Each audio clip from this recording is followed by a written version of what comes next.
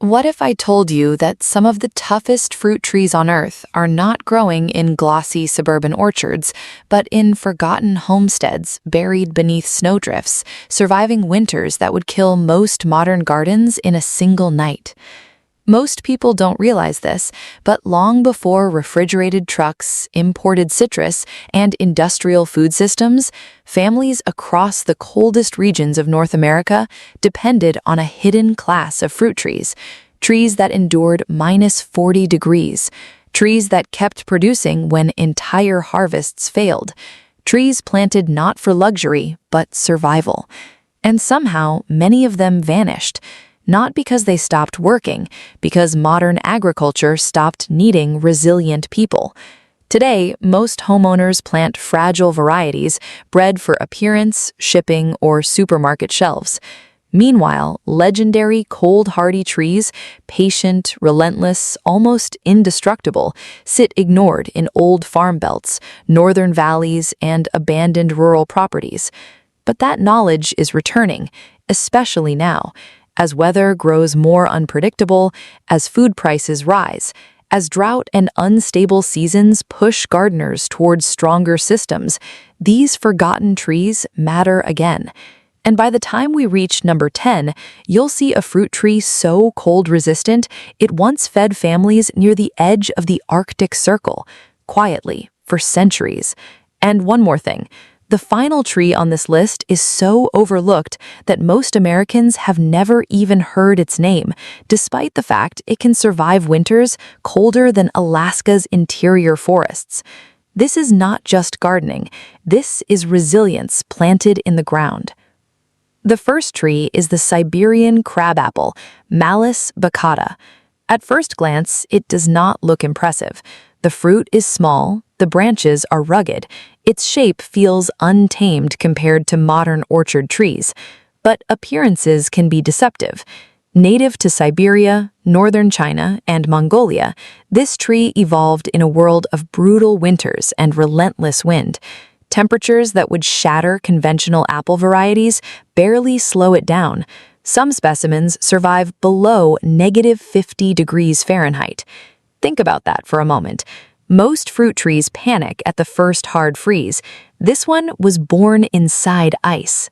For generations, Siberian settlers and northern farmers relied on it, not only for food, but as rootstock to create stronger apple orchards capable of surviving impossible climates.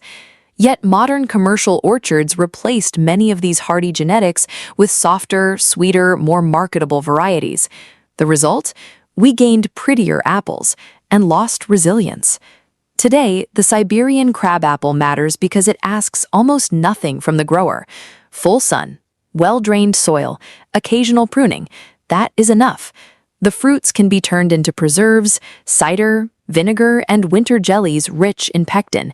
It survives, quietly, while weaker trees collapse around it. Next comes the American persimmon, Diosporus virginiana. Most people associate persimmons with warm southern landscapes, but hidden within older American genetics are cold, hardy strains capable of surviving deep northern winters. Native Americans valued this tree long before modern agriculture existed. The fruit became sweeter after frost, turning soft and honey-like when food supplies were scarce late in the season. Early settlers learned quickly that this tree rewarded patience, and patience is something modern gardening often forgets. Commercial farming ignored the American persimmon because the fruit bruised easily and ripened unpredictably.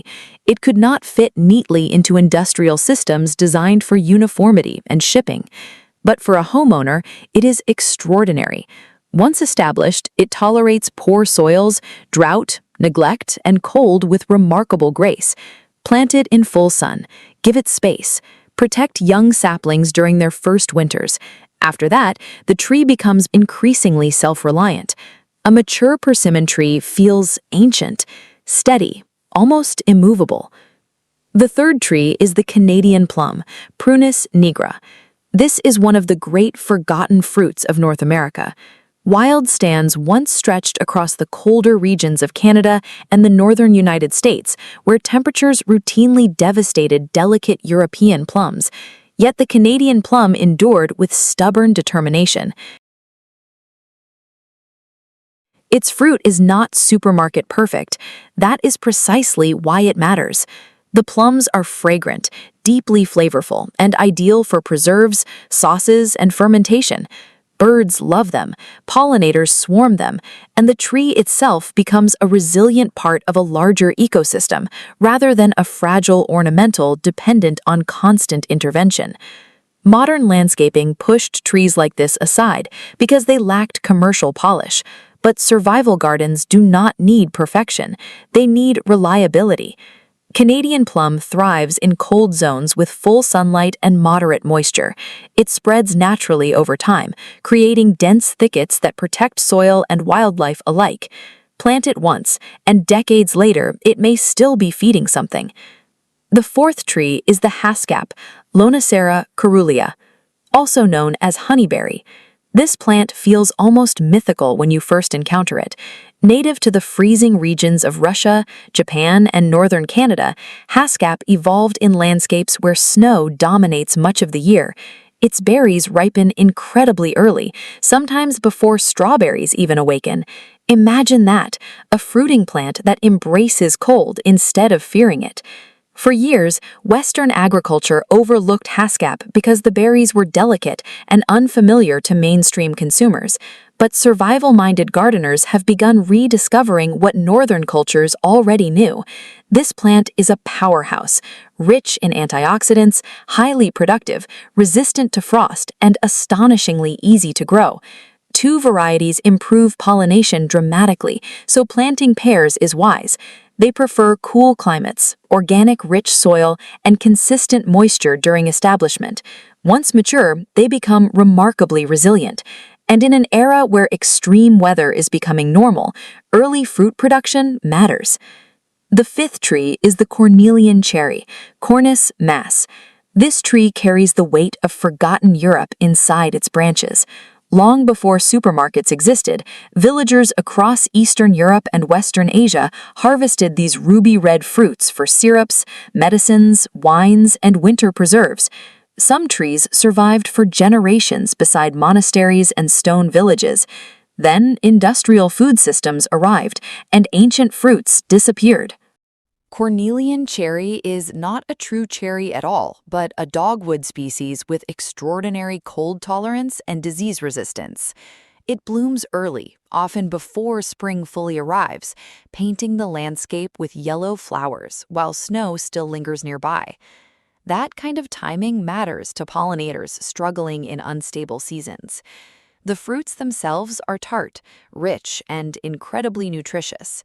The tree tolerates poor soils, urban conditions, drought, and freezing winters once established.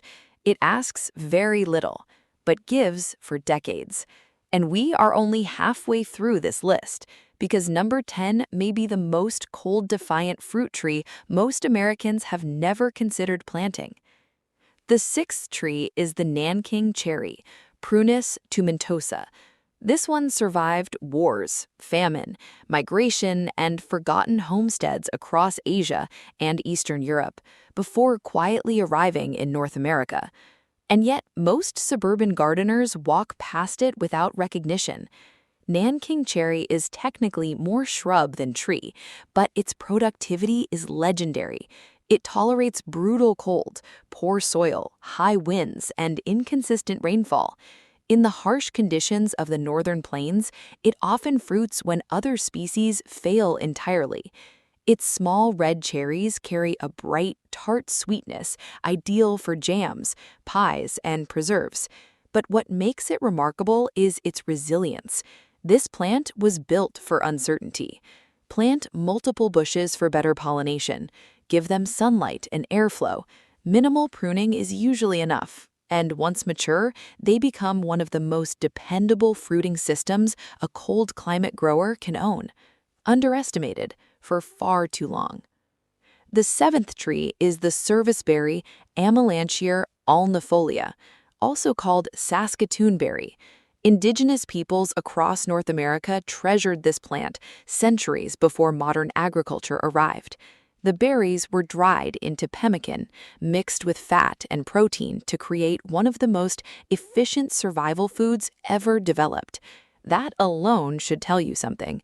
This plant was not ornamental, it was strategic. Serviceberry thrives across cold climates, where delicate fruits struggle.